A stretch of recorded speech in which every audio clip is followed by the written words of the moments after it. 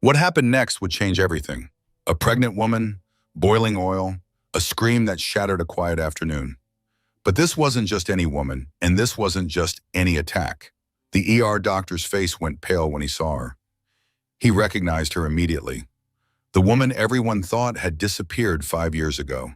The hospital heiress who walked away from everything. From millions, from power, from her family name. She had been hiding, living as a simple teacher, married to a man who seemed perfect. But perfect men have secrets. And those secrets, they have teeth.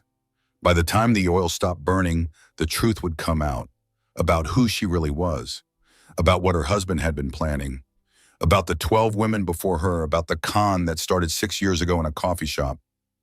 This is a story about betrayal, about survival, about a woman who lost everything and found herself. Stay with me, because what happens next, you won't believe it. The doorbell rang 3 times, fast, urgent. Claire's hand went instinctively to her swollen belly as she moved toward the door. 8 months pregnant. Everything felt urgent these days. The baby kicked hard against her ribs, a reminder that someone else lived inside her body now, someone who depended on her for everything. She smoothed down her nightgown. It was 3:30 in the afternoon, but she had been napping. The pregnancy exhausted her. Derek said she was lazy, that she used the baby as an excuse, but the doctor said rest was important. Claire chose to believe the doctor. The doorbell rang again, longer this time. "I'm coming," Claire called out. Her voice sounded tired even to her own ears. She reached the front door and looked through the peephole. A woman stood on the porch, dark hair pulled back tight, designer sunglasses even though the October sky was gray. She held something large, a pot maybe. Claire didn't recognize her. Probably a neighbor. Maybe someone from the homeowners association. There was always something, some complaint about lawn height or trash can placement. She unlocked the door and pulled it open. The woman ripped off her sunglasses. Her eyes were wild, red-rimmed, full of something that looked like rage mixed with desperation. "You," the woman hissed, "you took everything from me." Claire's brain tried to process what was happening, tried to make sense of the words. She had never seen this woman before. Had she? Then she saw the pot, steam rising from it, oil, cooking oil. "Wait," Claire said. She stepped back. Her hand went to her belly. "Wait, please." "He's mine," the woman screamed. She threw the pot forward. The boiling oil flew through the air in a sickening arc. Claire tried to turn, tried to protect her stomach. The oil hit her back, soaked through her thin nightgown instantly.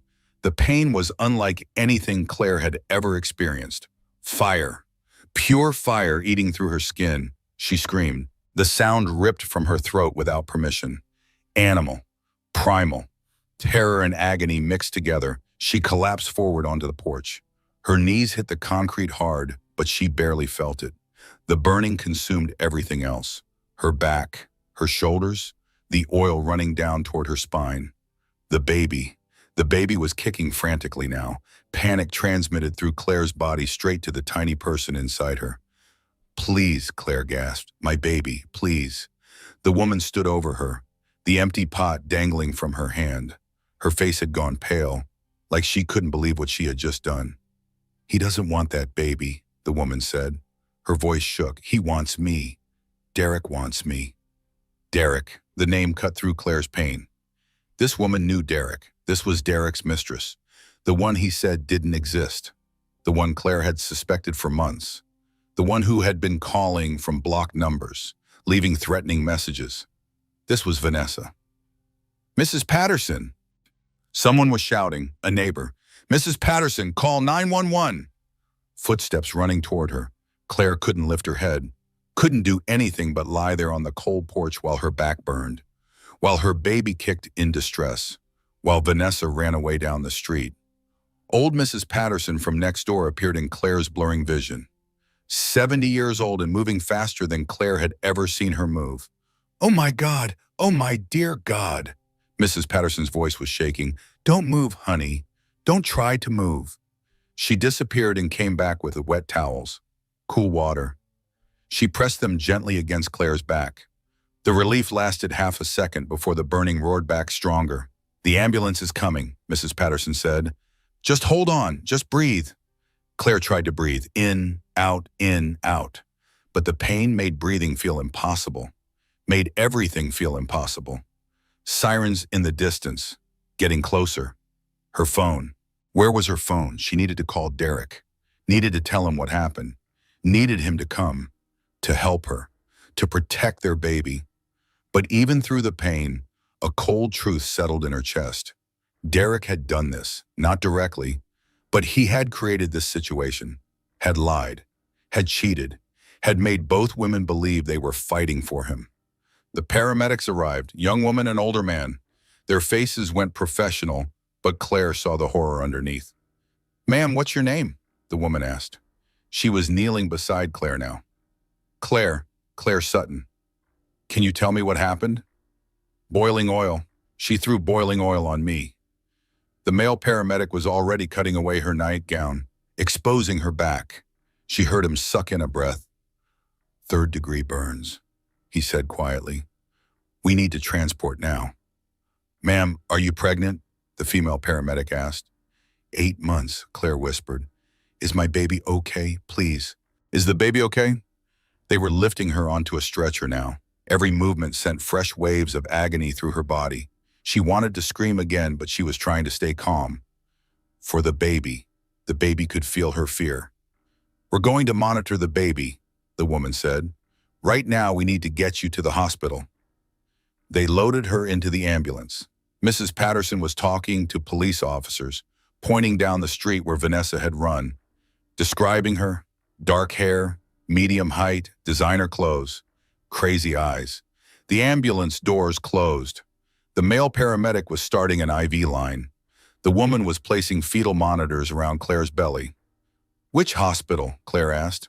Her voice sounded small. "Westfield Memorial," the man said. "Best burn unit in 3 counties. You're going to be okay." Westfield Memorial. Claire's stomach dropped. She hadn't been to that hospital in 5 years. Not since her father's funeral. Her father's hospital. Her mother's hospital. The hospital she had walked away from when she chose Derek over her family fortune. "Please," Claire said. "Any other hospital. Please." The female paramedic looked confused. "Ma'am, you need specialized care. 3rd-degree burns. 8 months pregnant. Westfield Memorial has the only burn unit equipped to handle this." Claire closed her eyes. The baby kicked again. Weaker this time. More tired. They needed help. She needed help. Her pride couldn't matter right now. Her secret couldn't matter. "Okay," she whispered. "Okay." She tried to reach for her phone, needed to call Derek. Her hands were shaking so badly she dropped it. The phone clattered to the floor of the ambulance. She reached for it again. Dropped it again. Her fingers wouldn't work. Wouldn't grip anything. The female paramedic picked it up. "Who do you need to call?" "My husband, Derek Sutton."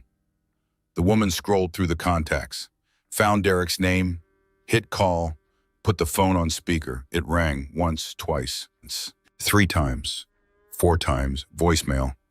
"Derek, it's me," Claire said. She was crying now, couldn't hold it back anymore. "Something happened. I'm hurt. I'm going to the hospital. Westfield Memorial, please call me back." The paramedic ended the call. She squeezed Claire's hand. "I'm sure he'll call back soon," she said. But Claire knew Derek wasn't going to call back because he was with Vanessa right now. He knew this was coming. Maybe not exactly this, but something. He had let this happen, had created the situation where his pregnant wife got attacked in her own home. He knew. The thought kept repeating in Claire's mind. He knew. The ambulance sped through the city streets, sirens wailing. Claire counted her breaths. 1, 2, 3. When she got overwhelmed, she counted things. Anything to stay grounded, anything to keep from completely falling apart. 4, 5, 6. The pain in her back was constant now, not waves anymore. Just solid agony that made her want to crawl out of her own skin. 7, 8, 9. The baby had stopped kicking so hard. That scared her more than anything. The baby should be moving, should be fighting back against the stress. 10, 11, 12. The ambulance made a sharp turn. Claire could see the hospital through the window now. Tall building, modern glass exterior. Her father had overseen the renovation 15 years ago. She used to come here after school, do homework in his office, learn about medicine and business and legacy. All of that felt like a different life now, a different Claire. The Claire who existed before love, before Derek, before she gave everything up to be with him. The ambulance pulled up to the emergency entrance. The doors flew open. People in scrubs everywhere. Voices calling out medical terms Claire didn't understand. They were rolling her stretcher inside. The automatic doors whooshing open. The bright lights of the emergency room hitting her eyes.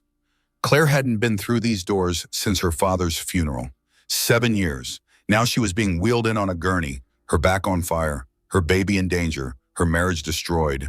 She closed her eyes and prayed. First time she had prayed in years. Please, please let the baby be okay. Please, everything else could fall apart. Everything else could burn. Just please, not the baby. Please, the emergency room smelled like antiseptic and fear. Claire recognized that smell from childhood, from all the times her father brought her to work. Back then, the smell meant safety, medical care, help. Now it just meant pain was coming. Nurses surrounded her stretcher, multiple hands touching her, checking vitals, cutting away the rest of her ruined nightgown. She heard gasps, knew her back must look terrible. "Get Dr. Morrison now," someone called out. "And Page OB, we need them here immediately." Claire tried to stay still, tried not to move. Every shift sent fresh pain radiating through her shoulders and spine. The wet towels Mrs. Patterson had used were being peeled away. That somehow hurt worse than anything. "Ma'am, I need you to rate your pain on a scale of 1 to 10, a nurse said. She had kind eyes, gray hair pulled back in a ponytail. 10, Claire whispered. Maybe 11. "Okay, we're going to give you something for that. But because of the pregnancy, we have to be careful." More hands, more touching. Someone was placing monitors around her belly again. The same fetal heart monitor from the ambulance, but more sophisticated. Claire could hear it. The rapid thump, thump, thump of her baby's heart. Too fast. That was too fast. "Heart rate elevated," a male voice said. 190. "Baby's in distress." No, no, no, no. Claire tried to sit up. Hands pressed her shoulders down gently, but firmly. "You have to stay still," the gray-haired nurse said. "We're taking care of both of you, I promise." A doctor rushed in, young, maybe 30. She was already pulling on gloves. "I need vitals," she said. Her voice was calm but urgent. "How far along?" 32 weeks, Claire managed to say. 8 months. "Okay, good, good." The doctor was examining the monitors now. "Baby's stressed but stable. We need to keep it that way." Another nurse appeared at Claire's side with a clipboard. "I need some information for registration." "What's your full name?" Claire's brain felt foggy. The pain was making it hard to think clearly. Hard to remember why any of this mattered. Registration, names, insurance, all so trivial compared to the burning. "Claire Sutton," she said, then paused. "No, wait, Claire Westfield Sutton." She hadn't used Westfield in 5 years, had dropped it when she married Derek, when she walked away from her family, when she chose love over everything else. But it was still her name, still part of who she was. The registration clerk was typing. Then she stopped. Her fingers frozen over the keyboard. She looked up slowly. "Westfield, as in Westfield Memorial Hospital? You're a Westfield?" Claire closed her eyes. Here it came. The recognition, the questions, the judgment. 5 years of being anonymous, of being just Claire, just a teacher, just a normal person, all ending in this emergency room. "Yes," she whispered. The clerk's eyes went wide. She looked at the nurses, at the doctor, back at Claire. "Does Mrs. Westfield know you're here? The CEO?" Mrs. Westfield, her mother, Judith Westfield, the woman Claire hadn't spoken to in 5 years. The woman who told her that walking away meant walking away from everything. The woman who never called, never wrote, never forgave. "No," Claire said, "please don't." But it was too late. The clerk was already reaching for the phone. already dialing. The news would spread through the hospital like wildfire. Claire Westfield was back, injured, pregnant, attacked. The estranged heiress had returned. "Let's focus on the patient," the gray-haired nurse said firmly. She gave the clerk a sharp look. "Registration can wait. We need to treat these burns now." A new presence entered the trauma bay. Claire felt a shift in the room, the way people stepped aside, made space. This was someone important, someone in charge. She opened her eyes. Dr. Harrison Reed stood at the foot of her stretcher. 48 years old, salt and pepper hair, kind face with serious eyes. He had worked with her father for 20 years, had been at the funeral, had tried to talk to her afterward. She watched his face as recognition hit him, watched his professional mask slip for just a moment. Shock, concern, sadness. "Claire," his voice was gentle. "Claire Westfield?" She wanted to disappear, wanted to be anywhere but here. Not like this, not burned and broken and abandoned by her husband in the hospital her family owned. "Dr. Reed," she said. Her voice cracked. He moved closer, his eyes scanning the monitors, the burns, the situation, his mind clearly working through the medical implications. But his voice stayed warm, stayed kind. "It's okay," he said. "Let's take care of you first. We'll talk later." He started giving orders. Medical terminology Claire only half understood: Silvadene cream, specialized dressings, pain medication that was safe for pregnancy, fluids, monitoring. Nurses moved with practiced efficiency. Someone was cleaning the burns. Another was preparing dressings. The OB doctor was checking the fetal monitors more carefully. 30% of upper back affected, Dr. Reed said. His voice had gone clinical now. Professional. Second and third degree classification. We need plastics consult. And keep OB close. Claire tried to stay still while they worked. Tried not to scream when they touched the burns. The pain was beyond anything she could have imagined. Made her whole body shake. Made her teeth chatter even though she wasn't cold. "Squeeze my hand," the gray-haired nurse said. She had positioned herself next to Claire's head. "As hard as you need to." Claire gripped her hand, held on like it was the only thing keeping her tethered to reality. Maybe it was. Dr. Morrison appeared, the OB specialist, younger woman, Indian descent, dark hair in a braid. She had been Claire's doctor for the last 8 months, had guided her through the pregnancy, had answered all her anxious questions about being a first-time mother, but she had never known about Claire's background, never known about the Westfield connection, never known her patient was an heiress hiding in plain sight. "Claire." Dr. Morrison's face showed her shock. "What happened?" "Boiling oil, Corsair," Claire said. The words felt surreal, like she was describing something that happened to someone else. "My husband's mistress. She threw it on me." Dr. Morrison's face went hard. She looked at the burns, at the fetal monitor, at Claire's trembling body. "Okay," she said. "Okay, let's check on this baby." She pulled an ultrasound machine over, squeezed cold gel onto Claire's stomach. The probe pressed against her belly, and there on the screen, movement, the baby, swimming in amniotic fluid, heart beating, alive. Claire started crying, relief mixed with pain, mixed with fear, mixed with love. So much love for this tiny person she had never met. This person who depended on her completely. This person Derek had created and then abandoned. "Baby showing signs of stress," Dr. Morrison said. "Elevated heart rate, some decreased movement, but structurally everything looks good. No signs of placental abruption. No signs of premature labor." "Will the baby be okay?" Claire asked. She needed to hear it, needed someone to promise her. Dr. Morrison met her eyes. "We need to monitor you both very closely. The stress from the attack, the pain, the trauma, all of that affects the baby. We're going to admit you to the ICU burn unit, keep you here for observation." "How long?" "At least a week, maybe more. It depends on how you heal and how the baby does." A week in the hospital, a week of her mother knowing she was here, a week of people whispering about the prodigal daughter returning, a week of avoiding Derek's calls, if he even called. Claire reached for her phone again. Same compulsive movement from the ambulance. Check for messages, check for calls, see if Derek had called back yet. Nothing. No missed calls, no texts, no voicemails. She checked again. Same result. Checked a third time. The gray-haired nurse gently took the phone from her hands.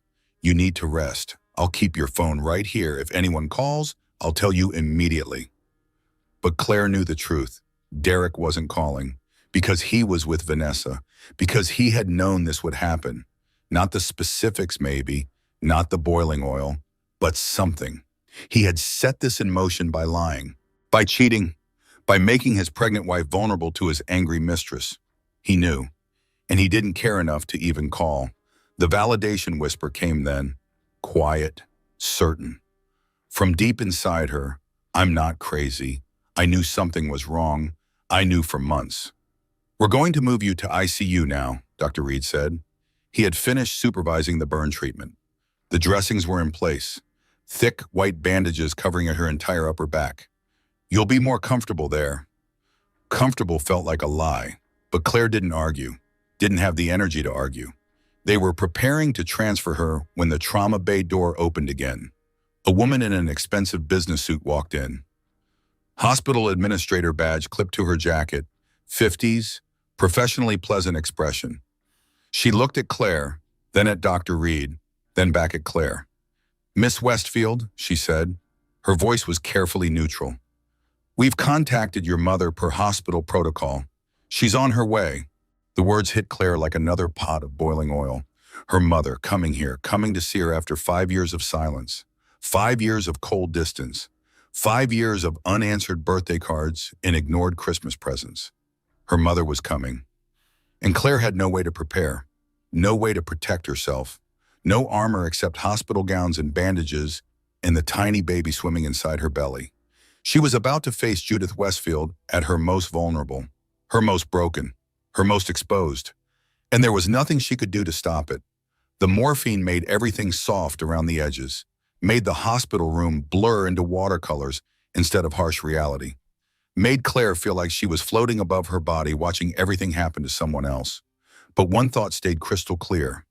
Sharp as broken glass, her mother was coming. Judith Westfield was on her way to this hospital room. 5 years of silence about to end over burns and blood and failure.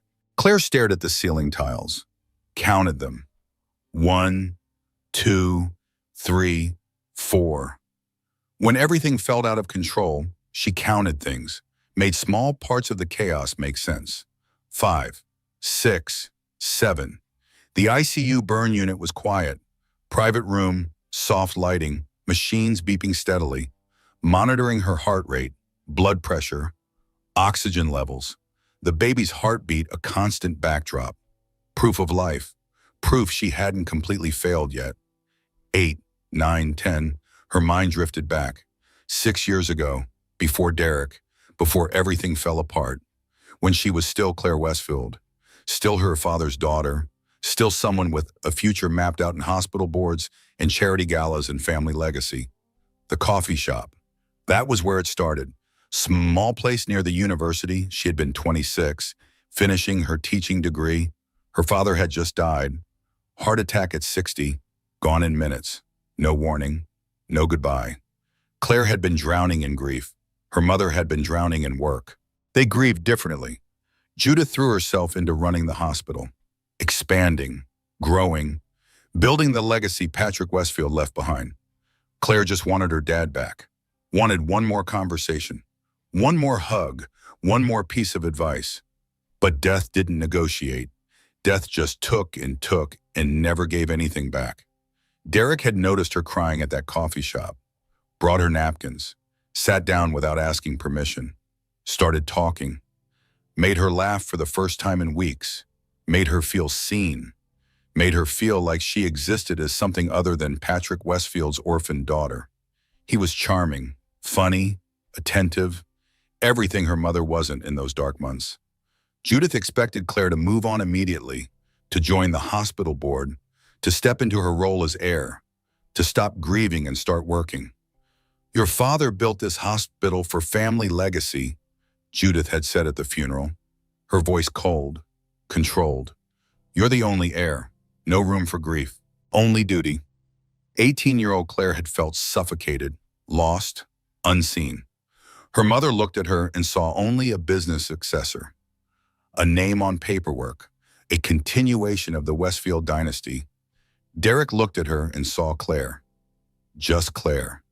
Not the money, not the name, not the legacy. At least that was what Claire chose to believe. They dated for a year. He worked in marketing, or said he did.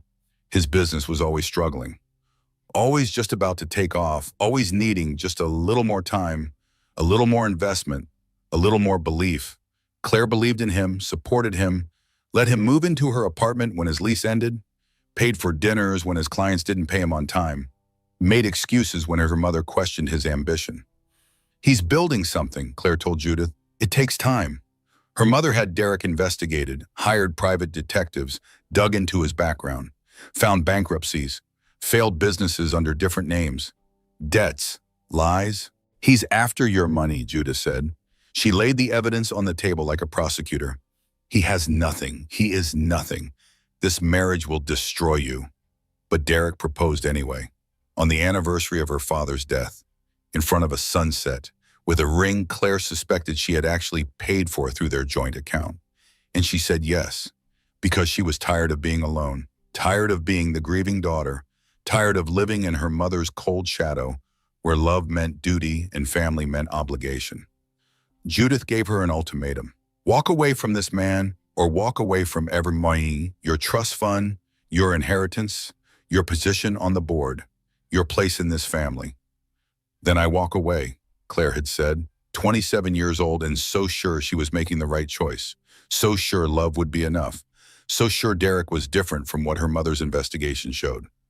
She changed her name to just Sutton, dropped Westfield completely, got a job teaching elementary school, lived in a modest apartment on a teacher's salary while Derek worked on his marketing business. 5 years of peace, 5 years of simplicity, 5 years of being anonymous, being normal, being just another woman trying to make a life work. Except it wasn't working.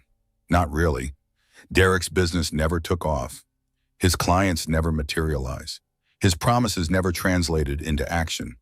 He spent his days on the computer, his nights out with colleagues, his weekends distracted and distant, and Claire taught second graders their multiplication tables, came home exhausted, tried to keep the apartment clean, tried to be enough for a man who seemed perpetually dissatisfied with everything she did.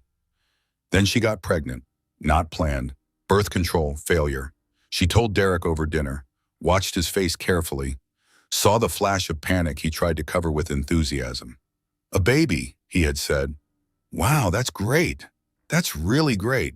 But he started staying out later after that, coming home smelling like perfume that wasn't hers, checking his phone constantly, turning the screen away when she walked by.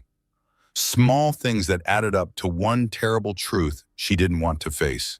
Derek was having an affair, and Claire was pregnant and alone. The threats started around her 6th month. Text messages from unknown numbers. He doesn't want that baby. You're trapping him. Let him go.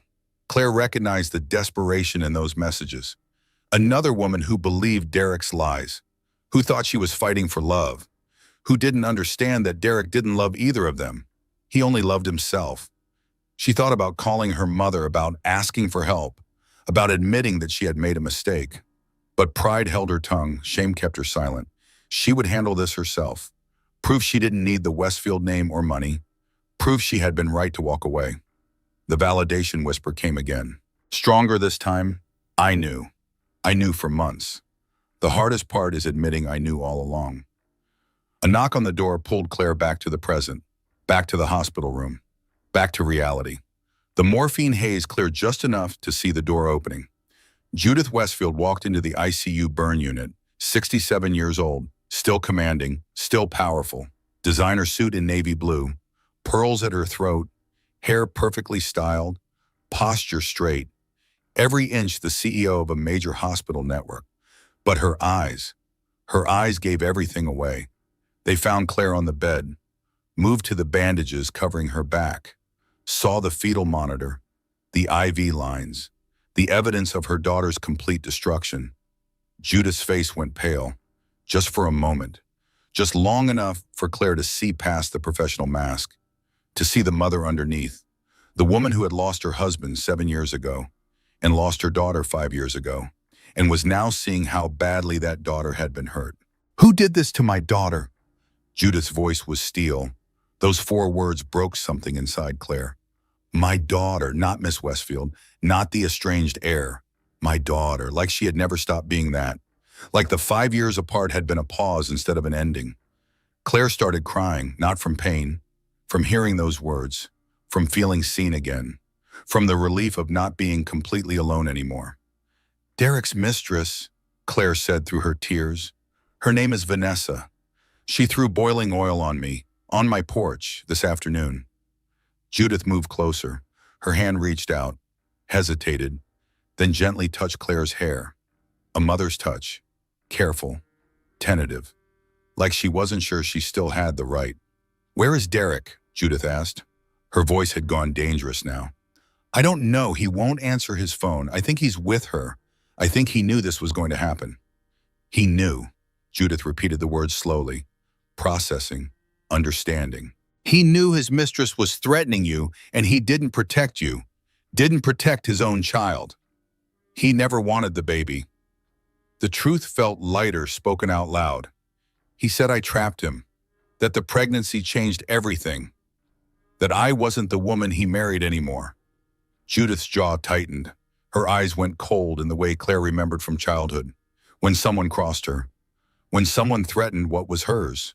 That look had terrified hospital administrators and board members, had made grown men apologize and back down. Now it was turned on Derek, and Claire felt a fierce satisfaction. Let her mother destroy him. Let the full weight of Westfield power crush him. He deserved it. He had earned it. "Mom," Claire whispered. First time she had called her that in 5 years. "You were right about Derek, about everything. I married the wrong man." Judith sat down carefully on the edge of the hospital bed, her hand still in Claire's hair, still offering that gentle touch Claire had missed so desperately. "I didn't want to be right," Judith said. Her voice was softer now, almost breaking. "I wanted you to be happy. I wanted love to be enough for you. I wanted to be wrong. I thought I could make it work. Thought if I loved him enough, believed in him enough, supported him enough, he would choose us. Choose the baby. Choose me." "Oh, Claire, it was never about you not being enough. It was always about him being empty." The door opened again. Detective Morrison from earlier. Tall black man in his 50s, tired eyes, seen too much, believed too little. He nodded respectfully to Judith. Everyone knew who she was, then focused on Claire. "Mrs. Sutton, I need to take a detailed statement, if you're feeling up to it." Claire nodded. She was up to it, was ready to tell everything, ready to stop protecting Derek from consequences he had created himself. "We arrested Vanessa Kolb at the airport 2 hours ago," the detective said. He pulled out a notebook. "She was trying to board a flight to Mexico. Your husband was with her."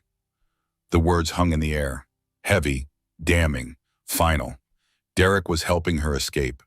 Derek was at the airport with the woman who had just tried to kill his pregnant wife. Not in the hospital, not checking on Claire, not making sure their baby was okay. At the airport, helping his mistress flee. Judith's hand tightened in Claire's hair. Not enough to hurt, just enough to ground her, to remind her she wasn't alone anymore. "Did you arrest him too?" Judith asked. Her voice was carefully controlled. "Yes, ma'am. Both of them are in custody. Separate interrogations. But we need Mrs. Sutton's statement. Need her to tell us everything that led up to the attack." Claire took a breath, started talking, told him about the affair that started 8 months ago, right when she got pregnant. Told him about Derek's distance, his lies, his criticism of her changing body, how he said the baby was trapping him, ruining his life, destroying his dreams. Told him about the threatening messages, the blocked calls, Vanessa's escalating anger, the voicemails that got progressively more violent. "He deserves better than you. That baby will trap him. I'll make you disappear." The detective wrote everything down, asked questions, clarified timelines, built a case from Claire's broken pieces. "Why didn't you report the threats?" he asked. Not judgmental, just trying to understand. Claire felt the shame rise up, the embarrassment, the admission she had been trying to avoid. "I was ashamed," she said, embarrassed. "I thought I could handle it, thought Vanessa would get bored, thought loving Derek enough would fix everything, thought reporting it would make me look weak, paranoid, crazy." The validation whisper again. "I'm not crazy. I knew something was wrong. I knew for months." Mrs. Sutton, those messages constituted criminal threats. The moment she said she would make you disappear, you should have called police. I know that now, but I was 8 months pregnant and tired, and my husband was barely speaking to me, and I thought maybe I was overreacting. Maybe I was being dramatic. Maybe I was imagining things." Judith made a sound, pain and recognition mixed together. Because she understood. She had been married to Patrick for 30 years, had built an empire beside him. But even she had doubted herself sometimes. Even she had made herself small to keep peace. That was what women did. Made themselves small, made their problems small, made their intuition small. Because speaking up meant making waves, making trouble, making themselves the problem. "You weren't imagining things," the detective said firmly. "You were right. Your instincts were correct. And I'm sorry no one protected you when they should have." He closed his notebook. "We have security footage from your apartment building. Shows Derek giving Vanessa your schedule. Shows them discussing how to teach you a lesson. This wasn't just Vanessa acting alone. This was conspiracy, premeditation." Claire closed her eyes. Derek had planned this, had helped coordinate his mistress attacking his pregnant wife, had known it was coming and done nothing to stop it. She had suspected, but hearing confirmation still hurt, still cut deep, still made her question every moment of their 5-year marriage. What had been real? What had been manipulation? Had he ever loved her at all? "We're upgrading the charges," Detective Morrison said. "Attempted murder for Vanessa. Conspiracy and reckless endangerment of an unborn child for Derek. He's not getting out of this." "Good," Judith said. Her voice was ice. "I want every detail in your reports. And I'm calling our attorneys. Both of them will pay for what they did to my daughter." Our attorneys. Claire had forgotten about that, the power the Westfield name carried, the resources at their disposal, the ability to make people face consequences. She wasn't just a scared pregnant teacher anymore. She was Claire Westfield, and her mother was declaring war. The detective left, promised to stay in touch, promised justice, promised protection. All things Claire desperately needed, but wasn't sure she believed in anymore. Judith stayed, sat in the chair next to the hospital bed, held Claire's hand while they both cried. 5 years of distance, 5 years of hurt, 5 years of pride and stubbornness, both melting away in one ICU burn unit while machines beeped and a baby's heartbeat filled the silence. "I missed you," Claire whispered. "Every day, I missed you." "I missed you too, baby girl. Every single day." They sat like that for a long time. Mother and daughter, finding their way back to each other through tragedy, through pain, through the ruins of choices made and regretted. Outside the ICU room, Claire could hear the hospital moving. People working, lives continuing, the world spinning forward even when her world had stopped. But here, in this moment, with her mother's hand in hers, Claire felt something she hadn't felt in years. Safe, protected, seen, home. Midnight came and went. The hospital shifted into its night rhythm. Softer voices, dimmed lights, the hush that came when most people were sleeping and only emergencies happened. Claire couldn't sleep. The morphine had worn off. The pain was roaring back. Her back felt like it was still on fire, like the boiling oil was still eating through her skin. The nurses said that was normal. Burn victims often felt like they were still burning for days, weeks, sometimes months. She shifted carefully, trying to find a position that didn't hurt. There wasn't one. Every movement sent fresh agony through her shoulders and spine. The baby kicked. Gentler now, more tired. Claire put her hand on her belly. "I'm sorry," she whispered. "I'm so sorry this happened to us." A knock on the door. Soft. Tentative. "Come in," Claire called. The door opened. Emma Gardner stood there. Claire's best friend, fellow second-grade teacher, single mother of two, the person who had kept Claire sane for the past 5 years. Emma's face crumpled when she saw Claire. The hospital bed, the bandages, the monitors, the evidence of everything wrong. "Oh my God," Emma's voice broke. "Oh my God, Claire." She rushed to the bedside, careful not to jostle anything, tears streaming down her face. "I'm going to kill him," Emma said. "I'm going to actually kill Derek." "You'll have to get in line," Claire said. She tried to smile. Failed. "My mother got here first." "Good. Judith should destroy him. He deserves it." Emma pulled up a chair, sat down hard. "I came as soon as I saw the news. It's all over the local channels. Hospital heiress attacked while pregnant. The media is going crazy." Claire closed her eyes. Of course it was news. Of course her secret was out now.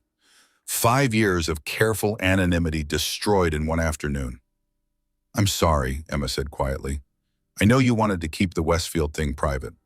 It doesn't matter anymore. Everyone will know everything now.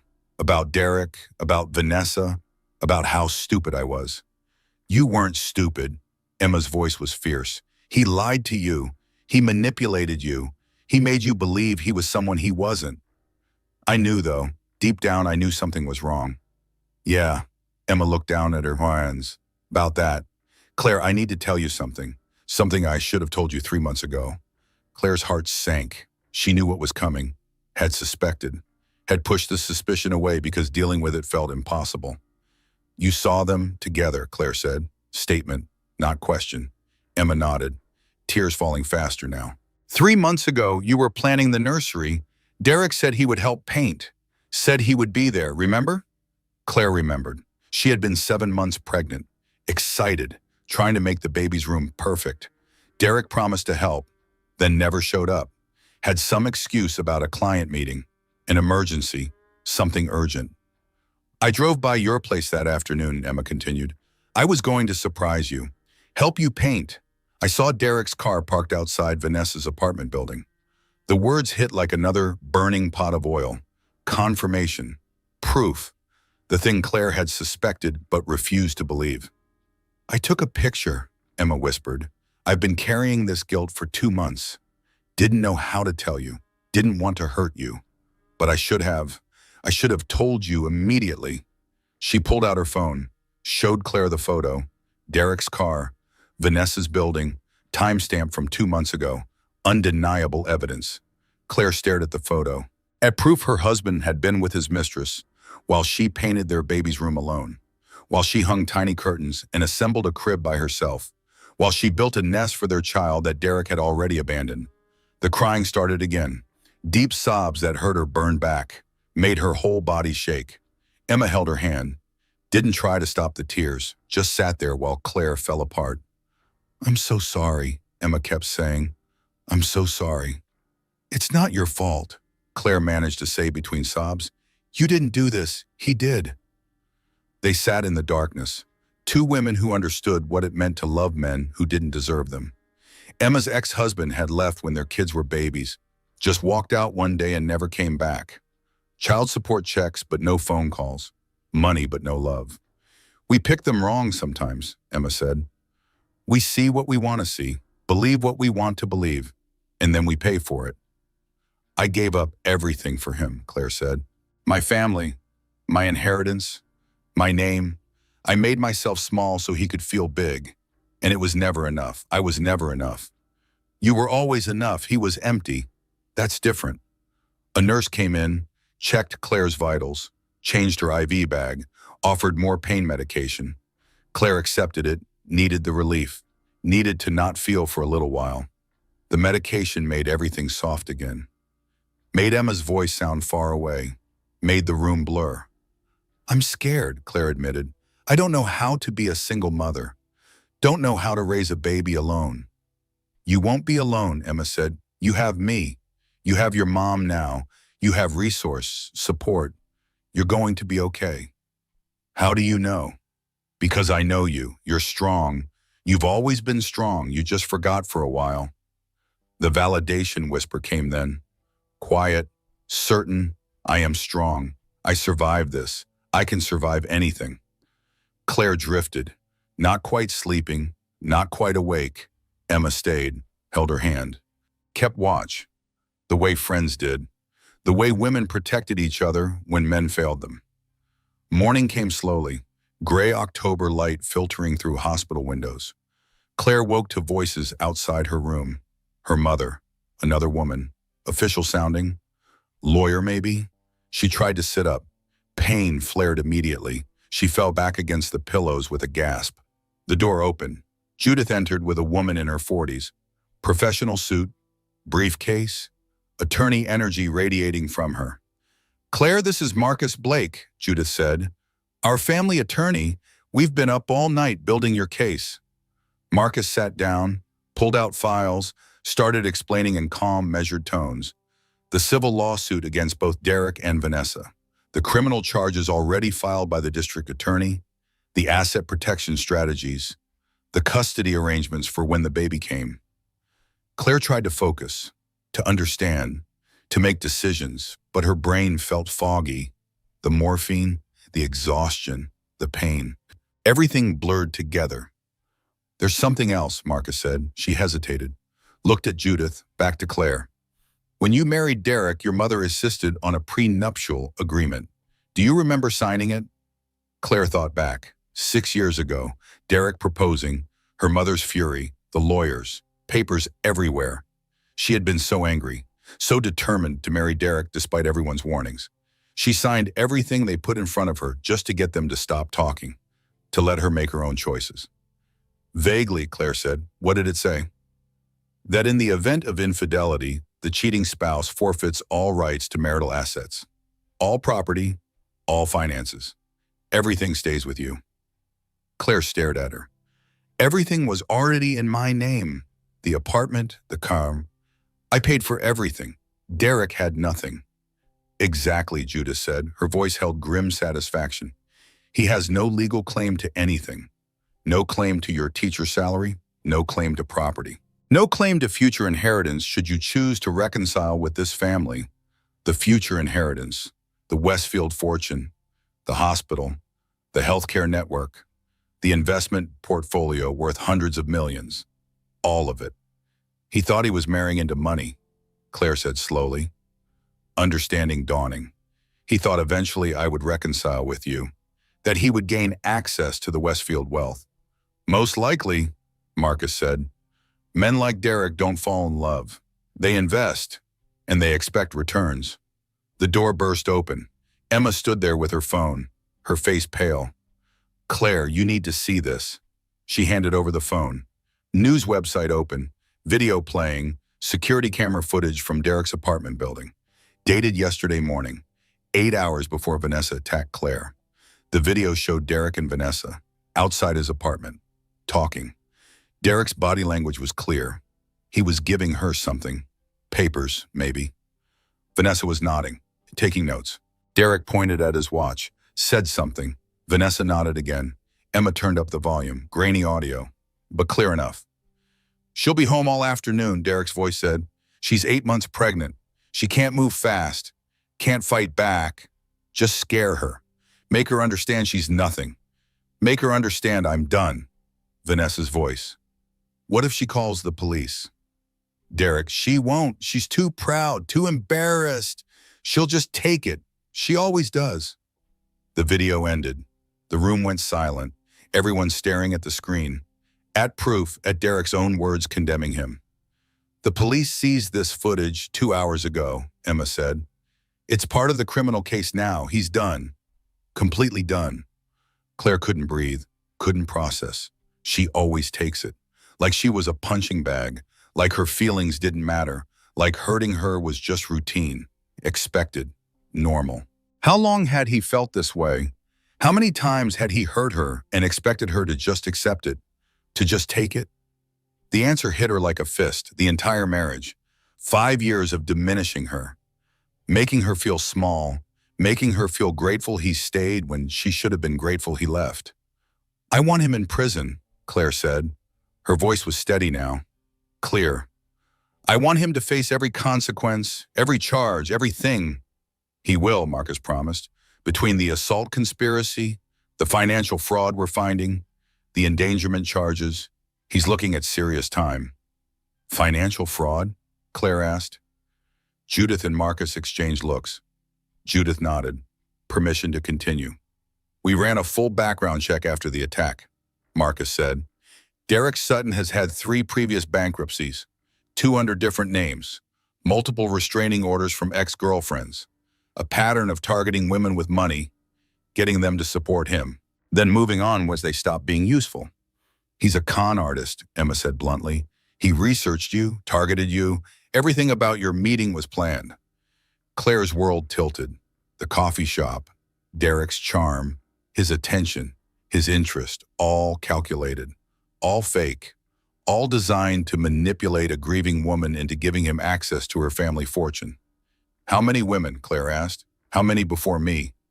"At least 3 that we've found so far," Marcus said gently. "Could be more. They're reaching out now that the news broke, wanting to share their stories.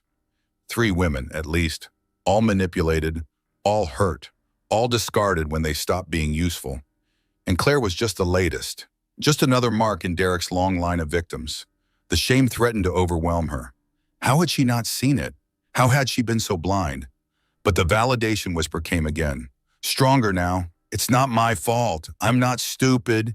He was just that good at lying. She looked at her mother, at Emma, at Marcus, at the women surrounding her, protecting her, fighting for her. "I want to press charges," Claire said, "maximum charges. And I want to testify in court, in front of everyone. I want to tell my story." "It will be hard," Judith warned. "The media attention, the public scrutiny, everyone knowing your business." "Good," Claire said. "Let them know. Let every woman know what Derek Sutton really is. Let them see him for the predator he is. Maybe it will save someone else." The morphine was wearing off again. Pain creeping back. But Claire felt something else too. Something fierce and protective and absolutely certain. She was done being ashamed, done hiding, done making herself small. Derek wanted to make her feel like nothing. He was going to learn exactly who she was, and exactly what happened when you attacked a Westfield woman. Her mother smiled, pride in her eyes, recognition. "That's my daughter." Yes, Claire thought, I am. Finally, again, always, I am Claire Westfield, and I will not be made small ever again.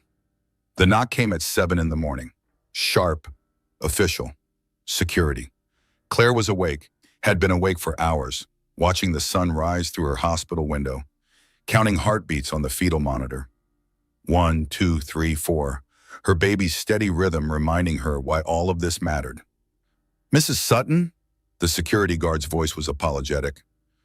"Your husband is in the waiting room. He's demanding to see you. We have him with 2 guards. It's your choice whether to allow it." Derek, here, after everything, after conspiring with Vanessa, after helping her attack his pregnant wife, after trying to help her flee the country, after everything, he was here. Claire's first instinct was to refuse, to hide, to protect herself from whatever new manipulation he had planned. But then she thought about it, really thought about it.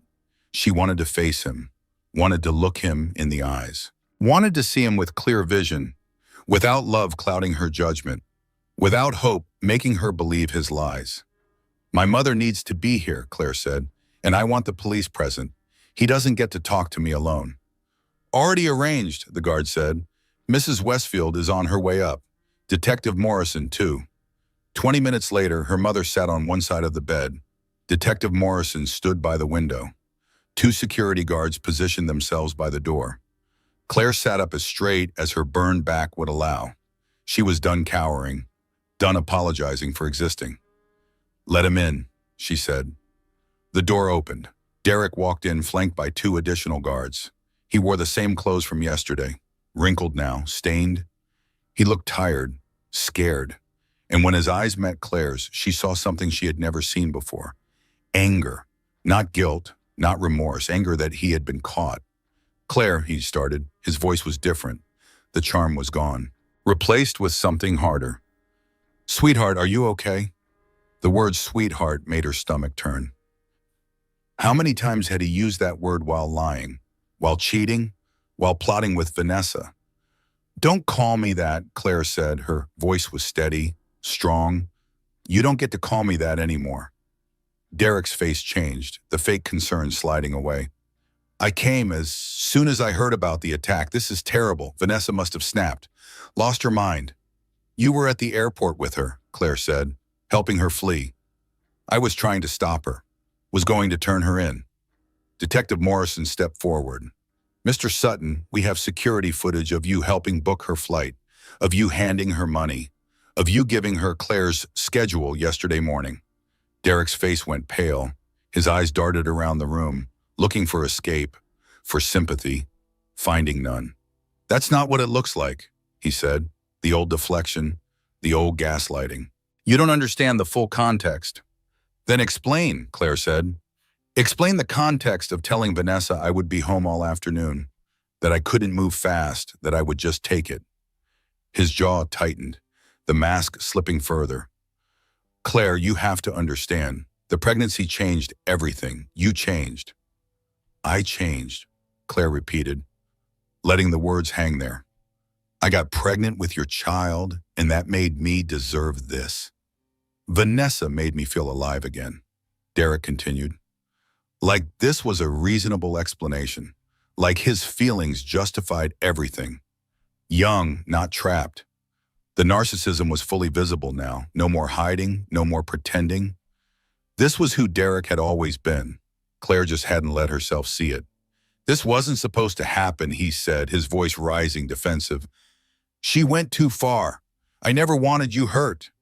You just wanted me gone, Claire said. You wanted me scared enough to leave, to disappear, so you could move on with Vanessa without the inconvenience of divorce. I just needed space, needed to breathe, needed... What did you need, Derek? Her mother's voice cut through his excuses like a knife. Freedom from your pregnant wife, freedom from responsibility, freedom from the consequences of your own actions. Derek noticed Judith then, really noticed her. His face went even paler. Mrs. Westfield, I didn't know Claire had called you. My daughter didn't call me. The hospital did when they realized who she was, who she's always been, the woman you married for her name, for her inheritance, for access to wealth you could never earn yourself. Derek's face flushed red. I love Claire. This isn't about money. Really? Judith stood up, walked closer to him. Then explain the 3 bankruptcies. The false identities, the other women you've conned, the pattern of targeting wealthy women. The research you did on my daughter before your convenient meeting at that coffee shop. Derek's mouth opened, closed, no defense, no explanation, just the slow realization that everything had been uncovered. Every lie, every manipulation, every calculated move. I have rights, he finally said, switching tactics again. To the baby, to marital assets, you can't just... Judith's cold smile stopped him mid-sentence. What assets? Her teacher's salary? The apartment she pays for? The car in her name? You have nothing. You are nothing. You've spent 5 years living off my daughter while pretending to build a business that never existed. Derek turned to Claire, his expression shifting again, from defensive to pleading. Claire, please, we can work this out. Counseling, therapy. I can change. I promise I can change. 5 years ago, those words would have worked, would have made Claire doubt herself, question her judgment, give him another chance, and another, and another. But not anymore. She saw him clearly now, saw the manipulator, the liar, the man who would say anything to regain control. Do you know what I just realized? Claire asked. Her voice was calm, clear. I was already alone. I've been alone this entire marriage. I just didn't want to admit it. That's not true. I love you. You love what I represented, the Westfield name, the possibility of wealth, the respectability of marriage. But me, Claire, the actual person, you've never loved me. I never wanted to be a father, Derek said, the truth finally coming out, the real feelings he had hidden for 8 months. You forced this on me. You trapped me with that pregnancy. There it was, the admission, the confession, his true feelings about their baby, about her. Claire felt nothing, no hurt, no shock, just a cold clarity. This was who he was. This was who he had always been. She just finally stopped making excuses for him. I am Claire Westfield, she said, each word deliberate, each word powerful. And you're going to prison. Derek's face contorted, the last of his masks falling away, revealing the ugliness underneath. You'll regret this. You can't raise a baby alone. You'll come crawling back. I was already alone, Claire repeated. I've been alone this whole marriage. The only difference is now I won't have you making me feel bad about it. The security guards moved forward, taking Derek's arms, leading him toward the door. He resisted, started yelling, saying terrible things, calling Claire names, blaming her for everything. But Claire didn't flinch, didn't cry, didn't react. She just watched him go. Watched the man she had given up everything for be dragged out of her hospital room, still blaming everyone but himself. The door closed. Silence fell. Her mother sat back down, took Claire's hand. You did well, Judith said. You were strong. I don't feel strong. I feel tired. Strength and exhaustion aren't opposites. Sometimes the strongest thing you can do is just survive another day. Claire closed her eyes. The adrenaline was fading, leaving behind just pain and fatigue. Her back hurt. Her heart hurt. Everything hurt. But underneath the pain, something else was growing. Something fierce and protective and absolutely certain. She was done apologizing. Done accepting less than she deserved. Done making herself small to accommodate men who didn't appreciate her. She was Claire Westfield, and she was choosing herself, choosing her baby, choosing truth over comfort, choosing freedom over false peace. Mom? Claire opened her eyes. I'm scared. I don't know how to do this alone. You're not alone. I'm here. Emma's here. You have resources, support, and you have yourself. That's more than enough. What if I'm not a good mother? What if I can't do it? You will be. You are. You're already protecting your child, already fighting for them. That's what mothers do. The validation whisper came then, clear, strong. I deserved better than this. I deserved honesty, loyalty, love. Not whatever that was. A nurse came in. Time for more bandage changes, more wound care, more pain, but also more healing. Slowly, day by day, scar by scar. Claire let them work. Let her mother hold her hand. Let herself feel everything. The pain, the anger, the relief, the fear. All of it. She was done pretending everything was fine. Done hiding how much she hurt. Done performing strength she didn't feel. Real strength wasn't pretending you weren't broken. Real strength was letting yourself be broken and healing anyway. Letting people see you at your worst and accepting his help. Letting go of pride and asking for what you needed. Claire needed help. Needed her mother, needed her friends. Needed time to heal both the burns on her back and the wounds Derek had left on her heart. And for the first time in 5 years, she was letting herself have what she needed. Instead of making do with whatever Derek was willing to give, that felt like victory. Small, quiet, but real. The door opened again. Emma with coffee and breakfast, hospital food and real food from the bakery downtown. A care package from Claire's students, drawings and cards and messages. We miss you, Miss Westfield, one card said. A child's handwriting. Crayon drawing of flowers. Miss Westfield, not Miss Sutton. Someone had told them her real name. And the children didn't care, didn't judge, just wanted their teacher back. Claire started crying again. Good tears this time. Relief tears, gratitude tears, for second graders who loved her, for friends who showed up, for mothers who came back, for herself, for surviving.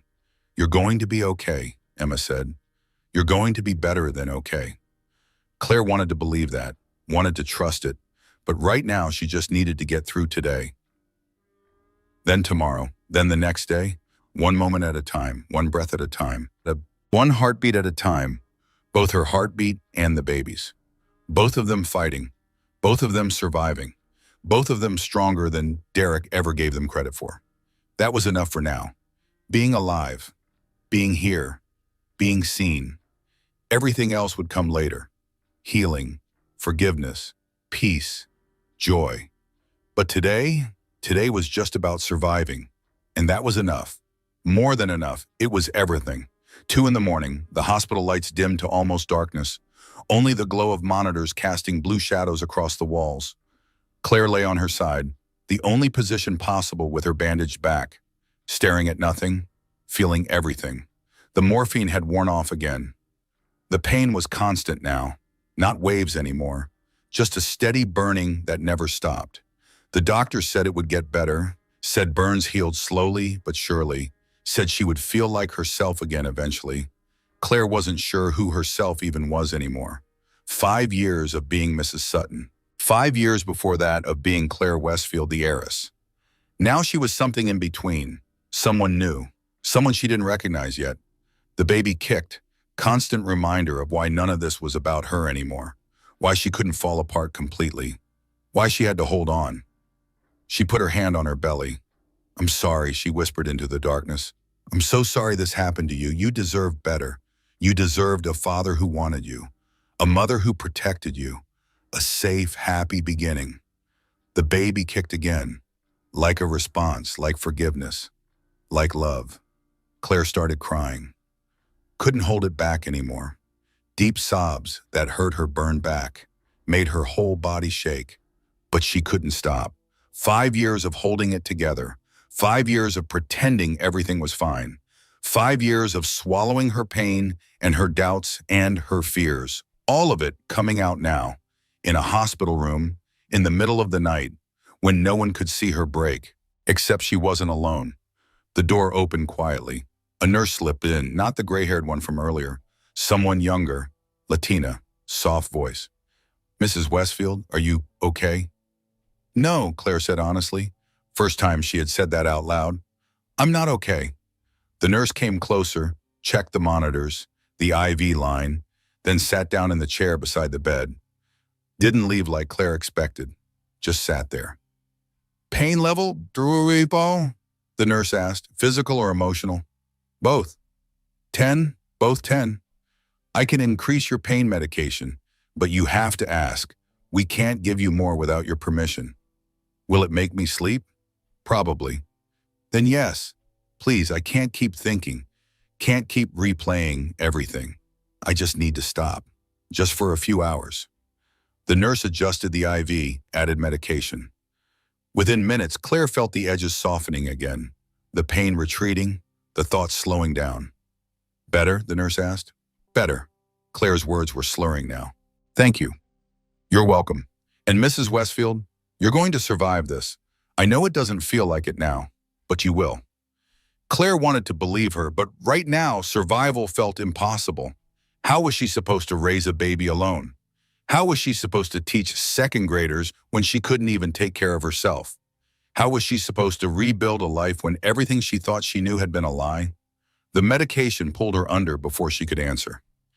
Into darkness, into blessed nothingness, into sleep without dreams. She woke to sunlight, morning already, lost hours to medication and exhaustion. Her mother was there, sitting in the chair the nurse had used, reading something on her tablet, looking tired, looking old in a way Claire had never noticed before. "Mom?" Claire's voice was rough. Judith looked up, relief crossing her face. "You're awake. How do you feel?" "Like I got hit by boiling oil." "Fair assessment." Her mother set down the tablet. "Move closer. The doctor wants to change your dressings again. Are you ready?"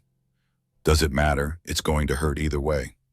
"It does matter. You get to choose when you face the pain. That's power. Don't forget that." The dressing change was torture. Same as before, worse maybe because Claire knew what was coming now, knew exactly how much it would hurt. The nurse was gentle but thorough, cleaning the burns, applying fresh Sylvadene cream, new bandages. Claire counted ceiling tiles again. 1, 2, 3. breathe, 4, 5, 6, breathe, all the way to 20, then started over, anything to get through it. When it was done, she was shaking, sweating, exhausted even though she had just woken up. I need to tell you something, Eudora, her mother said once the nurses left. Something about the burns, about the scars. Claire's stomach dropped. How bad? Significant scarring is inevitable. The plastic surgeon was honest. They can do grafts, multiple surgeries. But your back will never look the same. Physical scars to match the emotional ones. Permanent marks from Derek's betrayal. Visible evidence of her failure to protect herself. Okay, Claire said. What else was there to say? The damage was done. I'm sorry, Judith said. I wish I could fix this. Wish I could make it disappear. You can't fix other people's choices. I know that now. No, but I can sit with you while you live with the consequences. I can make sure you are not alone. That broke something in Claire. Her mother's presence, her mother's promise. 5 years of distance ending in solidarity, in shared pain, in family reformed through crisis. I saw the signs 6 months ago, Claire admitted. Found lipstick on Derek's collar, credit card charges at hotels. Saw him checking his phone constantly. I knew, deep down I knew he was cheating, but I didn't want to face it. Why not? Because facing it meant admitting I had given up everything for nothing. Meant admitting you were right. Meant admitting I had failed. You didn't fail. He failed. There's a difference. I stayed when I should have left. That's failure. That's hope. That's giving someone a chance. That's trying. Those aren't failures. Those are just decisions that didn't work out. The validation, the whisper came quietly. I knew. I knew for months. The hardest part is admitting I knew all along. A knock on the door. Dr. Reed entered for morning rounds. He looked at Claire's face, at the evidence of her breakdown, at the vulnerability she couldn't hide. Rough night? He asked gently. Rough life, Claire said. He smiled, sat down on the edge of the bed. You remember me from before? From the hospital galas? Before you left? I remember you knew my father. Patrick was a good man, brilliant physician, better administrator, best father. He talked about you constantly, showed pictures of your teaching awards, your classroom projects. He was so proud of you. Claire's throat tightened. She hadn't heard anyone talk about her father like that in years. Her mother never mentioned him. Too painful. Claire avoided thinking about him. Same reason. He'd be proud of you now too, Dr. Reed continued. Walking away from money to find yourself. That took courage, real courage. Or stupidity. Sometimes they look the same, courage and stupidity. But you know the difference? Courage is knowing the risk and doing it anyway for the right reasons. You had the right reasons. Love, independence, identity. Those are good reasons. Even if they led me here? Especially because they led you here. Because now you know who Derek really is. Now you see him clearly. That's a gift. Painful, terrible, but still a gift. Some gift. I know it doesn't feel like it, but Claire, you survived. You protected your baby. You found your strength, and you're coming home. To family, to yourself. That's more than a lot of people get. He checked her vitals, the baby's monitors, nodded with satisfaction. Both of you are doing well, stable, healing. The baby is a fighter, like their mother. After he left, Claire sat with his words, coming home. Was that what this was? Not defeat, not failure, but coming home. To who she really was, to her family, to her name, to the person she was always supposed to be. Maybe that was the gift, not the pain, not the betrayal, but the clarity that came after, the understanding that she had been pretending for 5 years. Playing a role, being who Derek wanted her to be, forgetting who Claire Westfield actually was. She looked at her hands, teacher's hands, chalk dust under the nails, cuts from construction paper. These were her hands, real, authentic, earned through work she loved. But they were also Westfield hands, capable of signing checks that could change lives, capable of guiding a hospital that served thousands, capable of building something that mattered. Maybe she didn't have to choose. Maybe she could be both, teacher and heiress, Claire and Westfield, Woman who lived modestly and woman who came from wealth. All of it true. All of it her. The door opened again. Emma with lunch. Real food from the Italian place Claire loved. Pasta, garlic bread, the smells making Claire's stomach growl.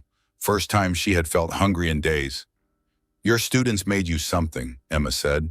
She pulled out a poster. Construction paper, glitter, drawings from 27 second graders. Messages in wobbly handwriting. Get well, Miss Westfield. We miss you. You're the best teacher. Come back soon. Claire traced the letters with her finger. These children, they didn't care about her name, about her family, about the drama. They just wanted their teacher back. That was real, that was authentic. That was love without conditions or expectations or manipulation. I need to figure out how to be both, Claire said. Teacher and Westfield. How to honor my dad's legacy without losing who I've become. You will, Emma said. You're already doing it, already finding the balance. Was she, though? Right now, she just felt lost, broken, scattered in pieces she didn't know how to put back together. But maybe that was okay. Maybe you had to break apart before you could rebuild, had to let go of who you thought you were to become who you actually are. The baby kicked again, reminder that she didn't have time for an extended identity crisis. She had 8 more weeks. Then she would be a mother. Then she would have to be put together enough to take care of someone else. 8 weeks, less actually. The stress could trigger early labor, the doctors warned her. Said to expect the baby within days, if not weeks. Her body was done, used up, ready to stop being pregnant and start being a mother. Was she ready? No. But would she ever be? Also no. So maybe readiness didn't matter. Maybe you just became a mother and figured it out as you went. Like everything else in life. Stumbling forward. Making it up. Hoping for the best. I'm scared, Claire admitted to Emma. About labor, about delivery, about raising a baby, about all of it. Of course you are. You'd be crazy not to be scared. But scared doesn't mean incapable. Scared just means you understand what's at stake. What if I mess it up? What if I'm a terrible mother? Then you'll be just like the rest of us, doing our best, making mistakes, loving our kids anyway. That's what parenting is. Controlled chaos mixed with unconditional love. Claire wanted to believe that, wanted to trust she could do this. But the doubt was so loud, so insistent, so heavy. The validation whisper came again. I don't know how to be a single mother. I don't know how to run a hospital empire. I don't know how to do any of this. But I'll figure it out. For my baby. That was enough. Had to be enough. She would figure it out. One day at a time. One decision at a time. One moment at a time. Starting now. Starting here. In this hospital room with burns on her back and a baby in her belly and a mother who had come back and friends who showed up. Starting with the simple act of survival. Of breathing, of letting herself be loved, of accepting help instead of pretending she had it all together. That was the hardest thing.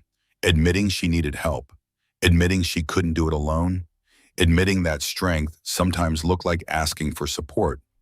But maybe that was the real lesson. Maybe strength wasn't about being invulnerable. Maybe it was about being vulnerable and surviving anyway, about letting people see you broken and trusting they wouldn't leave. Her mother hadn't left. Emma hadn't left. Dr. Reed hadn't judged. The nurses hadn't abandoned her. Her students still loved her. Maybe she was more supported than she thought. Maybe she had always been loved. She just hadn't let herself believe it. Hadn't let herself receive it. Well, she was receiving it now, letting it in, letting people help, letting herself be held while she fell apart.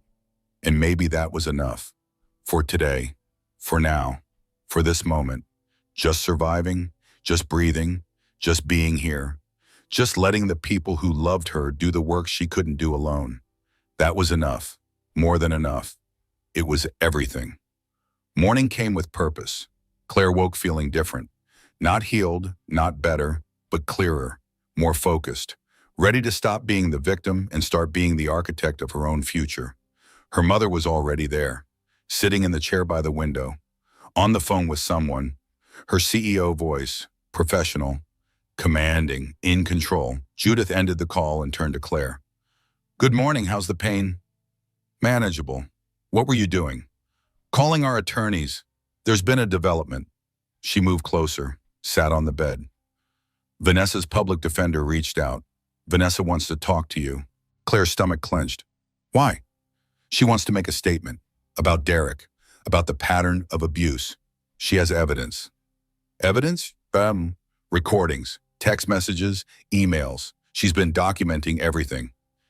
And she's willing to testify against Derek in exchange for a reduced sentence. Claire processed this. Vanessa, the woman who attacked her, who threw boiling oil on her pregnant back. That woman wanted to help? I don't understand. Neither do I fully, but Marcus thinks we should hear her out, see what she has. If her evidence is strong enough, it could put Derek away for decades instead of years. Justice. Real justice. Not just for Claire, but for all the women Derek had hurt, had manipulated, had destroyed. Okay, Claire said, I'll meet with her. But here, in the hospital, with police present. Already arranged, 2 hours. Are you sure you're up for this? Was she? No, but she was doing it anyway. That was what courage looked like now. Doing hard things even when you were terrified. 2 hours later, Vanessa was brought in. Orange jumpsuit, handcuffs, hair unwashed, face bare of makeup. She looked young, scared, broken in ways that mirrored Claire's own brokenness.